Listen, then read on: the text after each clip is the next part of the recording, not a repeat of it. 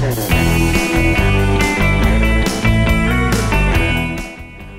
do you really need a vaginal cleanser? Technically no, because you just need to use warm water, lukewarm water, and then use a damp towel to clean the external area of, say for example, your labia majora and minora, and the external part of the vagina, and to cleanse out all the gunk and all the dirt from all those places. So if you need to use one, say those vaginal cleanser, then I would suggest you only using them when it is necessary. For example, after a workout, when it is hot and humid like the weather like in Hong Kong, or maybe you have a relatively large menstrual flow, then you need to cleanse it relatively more thoroughly, then yes, menstrual dose cleanser will be great for you. But please beware, do not douche your vagina because you will break the pH level in your vagina.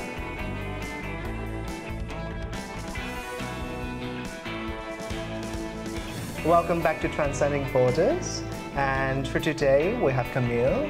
I'm from Pathfinders, and we are talking about something that is more heartfelt today, something more serious. But I'll try to keep it, you know, like lighthearted and happy. But because like we have already passed this kind of like gloomy kind of moment, right? But like to introduce you first, like Camille, would you like to introduce yourself to our audience? Oh yeah, hello everyone. So I'm Camille Grace. So you can call me Camille or Cams. My friend usually call me Cam. So I'm working here in Hong Kong for almost 6 years already. Yeah, with one employer. Yeah, and I joined Pathfinder. I'm already like in Pathfinder for 2 years already. I'm in love and relationship. Oh. Yeah. When in the Train the Trainers program. Yeah. Train the Trainer programs. Okay, so what do you usually talk to your you know, fellow participants regarding these kind of issues? We talk about mostly about the love scam and about the healthy, unhealthy, and abusive relationship. Right. So maybe like going backwards a bit, I'm curious about like whether your family supports you to come to Hong Kong or even to become a migrant domestic worker at the first place. At the first place, so before working in Hong Kong, I worked in Middle East before in Kuwait. Right. So at first when I went to Kuwait, my family really against about working abroad. Right. Yeah, because you know especially in Middle East, because the Middle East is really like dangerous place for the migrant workers. So the rules in Hong Kong and the Middle East are so big difference. Yeah. So at first they don't really allow me to work, but I don't have a choice. So I went against what my parents want. So I worked abroad for 2 years in Kuwait. And after working there, I decided to work also in Hong Kong. So this time, my family really support me about it. Right. Yeah, because they see that I become more stronger and independent about working abroad. So previously, they just think that, oh, you're not good enough to go there. They're afraid that you might get hurt, something like that? Yeah, they are just like, for them, I'm still a fragile child. Oh. You know, like, because I'm a very sick baby, so they think that I'm so fragile that I still cannot work. It's like a paternity, right? They just want to protect you from harm. Very protective. Like I feel like I'm in a cage because you see in my I start working. My first work is in Kuwait, so I'm already 27 and it's my first job. So I don't have previous job at all. How come? Because they think that because I'm a mother, I should be at home to care with the child. So it should be the husband. That's really the conception in the Philippines. Like the husband should work and the women should only at home taking care of the kids.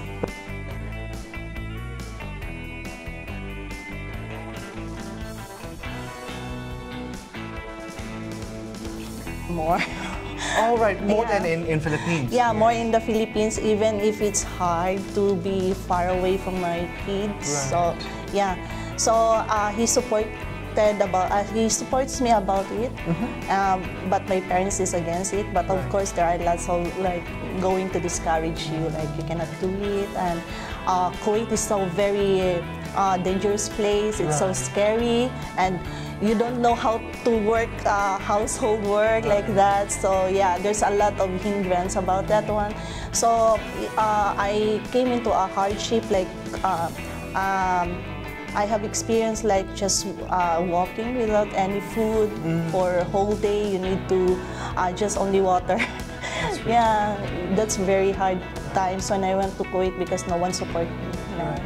But did your husband, I mean, at that time you were a mother of how many kids? I'm already a mother of 2 kids. 2 kids? Yeah, so my eldest is a special child. Right. So he has a JDD, yeah, the Global Developmental Aid, and I have my second child. So I left my second child, he's only 2 years old. Yeah, 2 years old when I went to Kuwait because I decided really to work. Right. So I was like, no one can stop me now. Right. Yeah. Because when I work in the Philippines, they don't allow me, so I need to work far away. So they will not, they cannot like hold me anymore. So it's my decision really to go abroad. Right. Yeah. But did your husband did a good job being a father in general? Let me say, like, in a few months. For a few months only? Few months only, yeah. Right. Because, you know, my husband he's a good man. I can say that he's good. It's not very terrible. But, you know, like, he has this gambling and, you know, drinking. So yeah, and formula for destruction. Yeah, that's why we don't have enough money to survive in one day. Like, you know, because he has a small income, and he also like just work half day and then just drink. Right. And just go with the friends like that. So I left alone with kids with no food. So I decided like, yeah, I need to step up, like, yeah. But did your parents-in-law help with parenting, or you know, to educate your husband in terms of like being a good husband or that kind of stuff? I don't think so. They really like support him, like, you know, they were just like, if you don't have food, you can just come in our house to eat. Spoiled kid lah. Yeah, very spoiled one. Like, that's why my husband don't grow up actually, because he has a parents, like, he can go whatever whenever he want. If we have a big problem, he will just left us alone.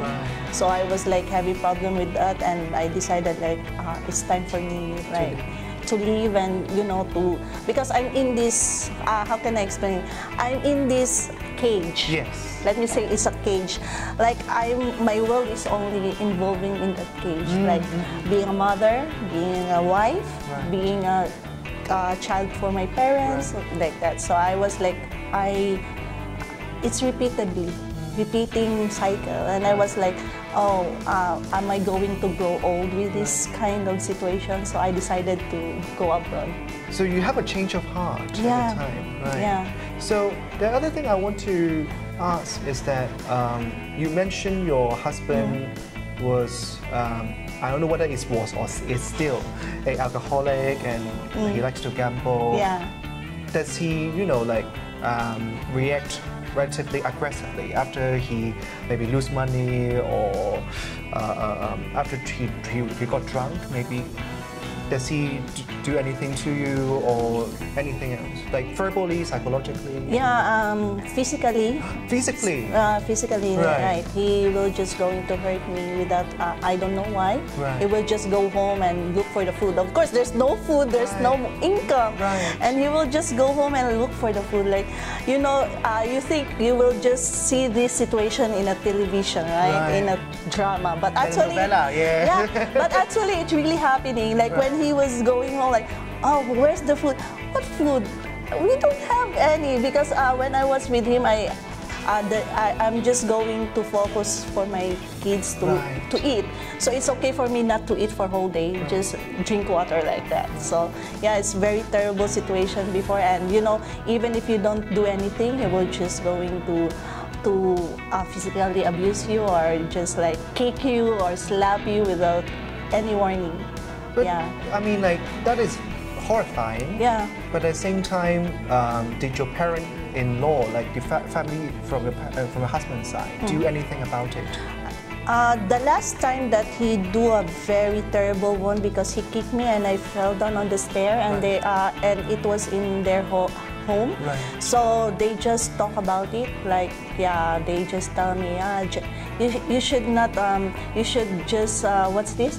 You just like forgive your husband. Oh. Because he's just drunk. Yeah. Just drunk. Yeah. What else could it be? He don't know what he's doing, so you should just like leave. You know, you should just forgive him. Like that, and they would just talk, and my parents just like, oh, what happened to your face? And I was just like, what happened to your face? Like, because my the audacity, actually, my parents also just like, I'm hiding them that he do physical abuse with me. So sometimes they ask me, what happened to your lips, or what happened? Why it's just like have bruise? And I just like, something just like that, or I just sleep down like that, because they don't know. I don't want them also like. Have a problem with it, because you know, for me, I build a family, I should handle it, right? So, but in my husband, it's not like that. So, his problem is also his family's problem, like that. Yeah, it's like that, right? Yeah. So you take a huge leap of faith into you know, like to change your entire life. Yeah. And then, say for example, you choose to work abroad, and then. You leave your kids to your husband, then is that okay? I mean, like, given all this kind of like abuse that he have done to you, like, I don't know, like if I were you, I'm afraid that like will he do it to the kids when he got drunk and maybe like spend all your money? I'm afraid, like, did he? Am I correct? At first, like my husband, because he's my husband, so and I'm so young before, so no one really explained to me what is my rights and all of that stuff, right? So I don't know what I'm going to do, and I'm so naive, I guess, before. So what I do is just I trust him. Like I give all my salary to him, and also the care for my kids. But there is this incident that. Because my child is a special child, so he went into the SPED class, special education in the Philippines. We call it SEN, you know? Yeah, in Hong Kong, but in the Philippines they call it SPED, S-P-E-D. S-P-E-D. Yeah. So the teacher chat me because we are friends in Facebook. Like, who's the one who's taking the kids to the house? And I told the teacher like. Maybe it's my husband, and she told me no, it's another older one, and I told her like maybe my father-in-law, and he was like, oh, because I saw your son having tantrums, and then the grandparent just tie him in the tricycle. We call it in the Philippine tricycle, like a motorcycle with a it's a tricycle. Tie him in there, and I was like calling my husband because I'm so upset in the Middle East, like. When I call him, I can't reach him, and then also my parents. And then suddenly he chat me, and then I just, he told me he's in a Samal Island, where in the Philippines. Samal Island? Yeah, in the beach. So having fun. All the money goes to the Samal Island? Samal Island and these girls. Yeah. So he told me like, I'm in the Samal Island, and the kids left with my parents-in-law. So of course, because they can't understand the special education.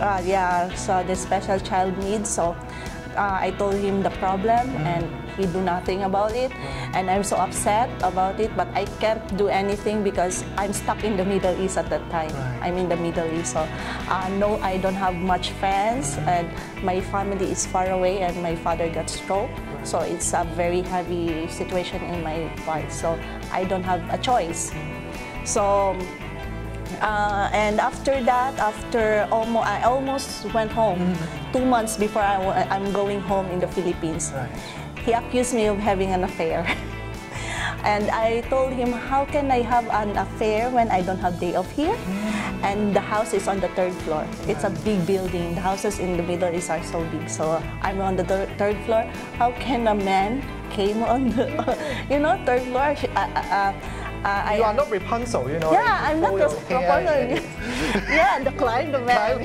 Right now. Yeah, and because I don't want an issue before, I don't want to have have a fight with him. He asked me about my Facebook account and my Facebook Messenger, you know, account also. So I gave it to him. Oh wait. So you get the send him all the password, everything. Yeah, and everything, because I want him to trust me, and I don't want to have a problem like, you have another guy, that's why you don't want to give your password to me, like that. So I said, okay.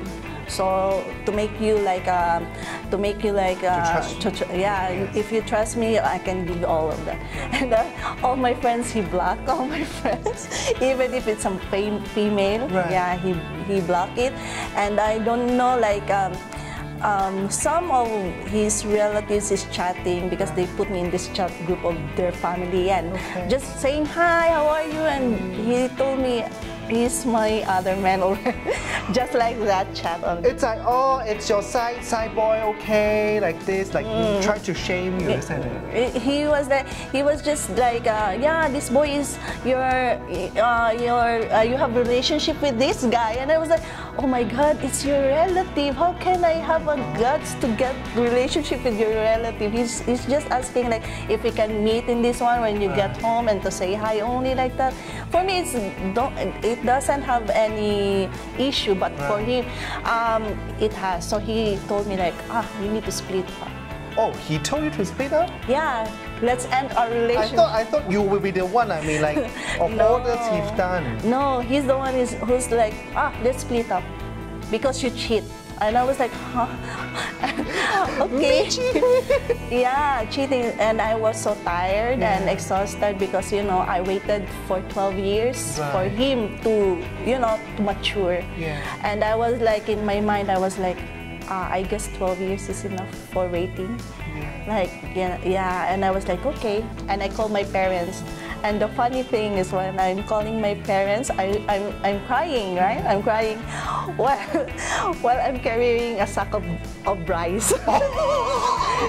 Carrying a sack of rice going to the elevator, and I was like, Mom, like this, Mom, Warren wants to split up, and you know, and my parents stopped him also, like, you know, you should not tell our daughters like that because he's the only one who's living outside. What if she wants to commit suicide? We're not asking any money to our child. You know, you should not hurt the feelings. Like, and I was crying, really crying, like because in Kuwait they do this grocery like one sack of rice, 50 kilos, and milk, like 25 pieces of cartons like that. So I need to carry it on the third floor. Yeah, but we have lift, of course, but still you need to carry everything, right? To carry going to the lift. And then you're on your headphone. And I was crying, and you know, I can't show my employer that I'm crying. So when the elevator is like going to stop, I was just like, need to work like that. So, but then I was like so upset, like why? I'm just asking like, the problem is I just asked like, what happened to the money? I'm sending all my salary. No one, nothing's left in my hands actually. So it was just like, oh, why you're looking for the money, blah blah blah. Because you know I trust him, and because I want to build the house for us like that. So, you know, I give all the trust, but the money just fly away in the wind also. Yeah. It's always like this. It's like when in love that we trust. The person that we choose for life. But at the same time, like sometimes we are, I'm very hesitant to use the word like naive, but sometimes we are just too pure or naive. That we don't know the fact or the ability or the way to protect ourselves. Yes, because like say for example, there are different like law documents or no like funds whatsoever. It's really hard, you know, like for people like us, like I've never studied like these kind of stuff. Like how come the world requires us to know all these kind of stuff in order to protect us? Why don't the people like right opposite us, our loved ones, should be the one who, you know, protect us, or not to protect, at least to respect us, or to, you know, like put the money to good use to the kids, especially when your kids have like special education needs. And then after I heard the story, like it's so empowering. And then the other part is that like it not only it gets better, it gets like much better now simply because not only you ditch the toxicity of your life, Yeah. you gain positivity. Yeah. So would you like to share some of your experience, like, you know, like having friends here or having people who supports you in Hong Kong, Yeah. and how to reform that kind of like supportive circle to, you know, rise to the top and to raise you up? Yeah, actually, my first 1 year here, I don't gain lots of friends, and I don't attract good friends. So it's my first experience. Like I went into this not very terrible group, but you know, like drinking habits. Right. So I went into those groups, and then suddenly one day I was just like, I can't take. You know, it's not me. I can't always drink outside like every Sunday. Right. And you know, even I can handle the alcohol, but in my mind it's not right. So, but this one friend of mine asked me like, hey, I saw this on Facebook, like martial arts. Do you want to join with me? Like that. And I said, yes. So when are we going to go? And she told me like next Sunday. Just bring extra clothes and leggings like that. Okay. And then we went. So before it was in, what's this? I forgot the place first. So we went in this place and then we meet. So we have like this orientation like that, and then they just like, okay, warm up, and I was like, okay, warm up, and then they teach us how to kick or how to punch, and how to breathing like that, because in the dojo you have this rule that if you have a big problem, when you enter the dojo, your mind should be clean. You should not think about it. You should just leave it outside. Yes. Because in martial arts, you should have clear mind. Yes. Yeah, so you can breathe, you can breathe or you can exercise. So, and it was hard for me because it's 2 hours and we just only have like few minutes to just drink and then back again. So that's the start. I went into this martial arts, and then like I gaining more, like, because we need to perform. We have exams. Right. Yeah. So we need to perform in a lot of people like that. So I gain like confident first on that one.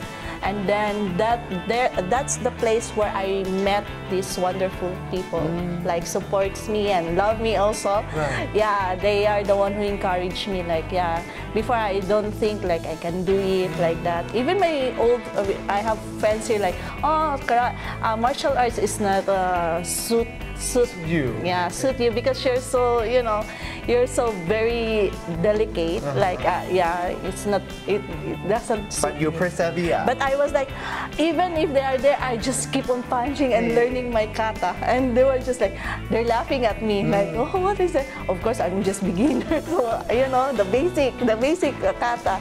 So they're just laughing at me. And I just, okay, just laugh at me. But I really want this martial arts, because I'm gaining something. Like, I want this one. Like, I learn a lot and it makes me feel like confident. Right, and then you meet some good friends there. Yeah, I have a good friends. So I have circle of friends like Karin. Yes. And what like, about guests? Yeah, and Ate Ari. So Ate Ari is already for good in the Philippines. So I just left with Karen. Right. So yeah, so Karen mostly encouraged me to do hikings and stuff like that. So when she told me I like hiking, so I will also say I love also hike. Okay. Because we go together. So what she do, I also do. That's great. Yeah. So that's the beginning of our friendship actually. So we're friends for more than I joined them like 2019. So we are 4 years or 5 years. Yeah, friendship. So we always together. Like, that's why when I'm not there, they will ask her, where's Camille? And when I'm not with Karen, they'll ask, where's Karen? Like that. So. And then you guys all join Pathfinders. Yeah, so Karen first joined the Pathfinder first. So I was like, why you're so busy? We don't have time now to lunch like that. And she was like, oh, I joined this organization and I have meetings, and I was like, okay. I was like, okay, and then she just giving us this resource card. Yes. Yeah, and just taking, and she will explain, this is the resource card, blah blah blah, like that about the Pathfinder, and we just also listen because it's every afternoon after our martial arts class, we have this group lunchtime. Right. So in that group lunchtime, she will give us this card, right, and she explained all about it. Then one day there is a TTB workshop again. Right. So TTB stands for train the trainers basic. Oh, basics. Yeah. Yes. So the funny thing is she forgot about me. I'm her close friend, but she forgot. Oh, no. Yeah, she forgot. She was like, and how do this? Yeah, she forgot. She was like, Sunday will be the TTB, and she told me Saturday. And I was like, you know, I'm having like you know, I'm brokenhearted now because you always forgot me like that. And she was, oh, it's just like that. Busy, I'm busy like that. Okay, and we joined. So she is also the core, like a core team. She is also the one who trained us there. So I forgot where. Because before they are in love and relationship, and she went also in this parenthood. So she just shuffled on those parts. Right. So when I joined, so I also like, oh, this is nice. The organization is nice, you know. I learned a lot. And then after that, I become like a very active member. So every Sunday, I went into this park. Right. So I get like 50 resource to 100 resource card every day in my bag. Yes. Every Sunday. After my martial arts, we went like giving these resource cards and explain. So it made me boost again, you know, because I'm shy. I don't talk much about. I'm not comfortable with people. Right. Yeah, I'm talkative with the people that are close to me. Absolutely. Yeah, but outside that, they think I'm like, you know, my face is different when I'm talking with other people. Like they think like I'm not approachable like that. Yeah. No, really. Yeah, they think like that. So it makes me like more confident because I need to smile while introducing myself and introducing the Pathfinder to them. Yeah. So I need to smile, like, yeah, like I need to hear what they want, like that. So much problem and some stuff. Right. So also, I learned after a few months, after 4 months of being in Pathfinder, they asked me to be in this team. They call it core team, like to become a core member. Speaker. Oh, speaker. Speaker in the TTB, train the trainer. So I was like they put me in this love and relationship, love and relationship. So I was so nervous when the time comes. So I practiced like 1 week to speak, like to memorize. And Karen just like, I called Karen, I'm so nervous. What should I do? What if I get it wrong?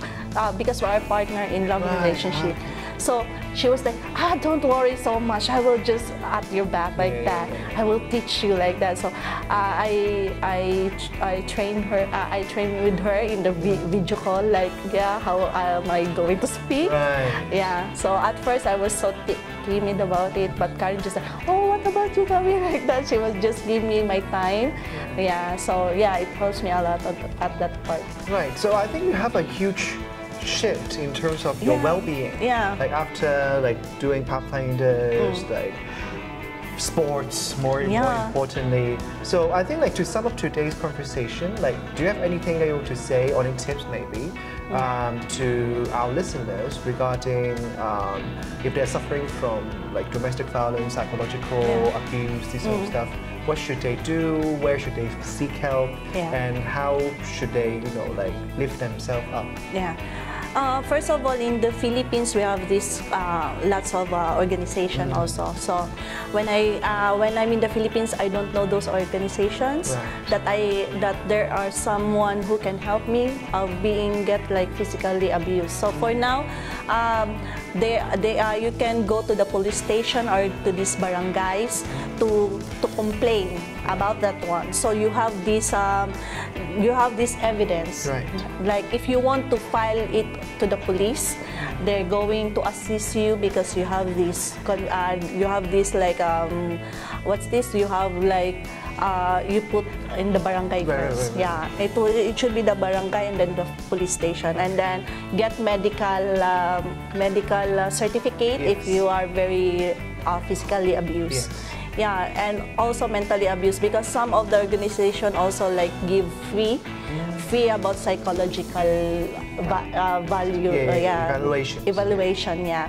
So I didn't know that before. So that's the big mistake maybe for me. So I just let them when they told me to just forgive my husband. But because I'm so young before, so I just said, okay, I don't have voice before. So now, if you experience those things, maybe you can go first to the barangay to file. And then if you don't want to go to the higher one, at least you have this file. So when you are in really like a very abusive one, you can go to the police station and they can just give you these things and you can file a case to your husband.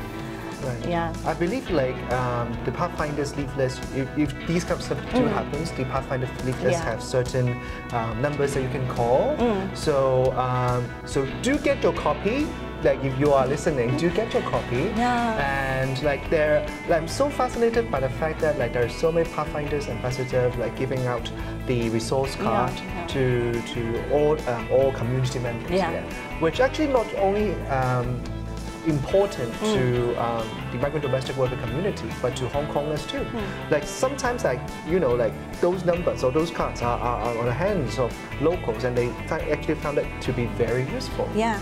Yes. So in fact, thank you. You know what? I think I could have a copy right here. Yeah. But I think we show it in the first few episodes, but let's just do it again. Yeah. So this is the resource card, and then you have, say, for example, numbers of hospitals or even family planning association. Yes. Yeah, this is all the hospital and these are all the NGOs here. Absolutely. Yeah, so for mental health, we still have here. So, I always... Mind HK. Yeah, because when I go usually what's this, when I went to talk with the migrant workers, so mostly they open up about the problem they're facing. Like someone told me like she almost commits suicide. Absolutely. Because they don't know that there are institutions here that they can seek help. Yes. So I told them like, yeah, you can go here because you have friends, but you cannot trust all your friends. Right. Like they can backstab you. At least in this institution, it was really like close case that you can open up because they can help you more if you want like medication or stuff. So especially now, lots of migrant workers really commit suicide here in Hong Kong. So that's also I'm telling them like if they want to seek help, like they can call those hotlines. Absolutely. Yeah, because not all your friends you can talk every day, every time. So yeah, it's better to do those things. Yeah. On that note, thank you, Camille, thank for you being also. here. And if you need any help, of course, we will have some links with us, as well as if you want to get a copy of the Pathfinder cards, you can always contact Pathfinders on the Facebook. So thank you very much for listening. Thank you. Thank you.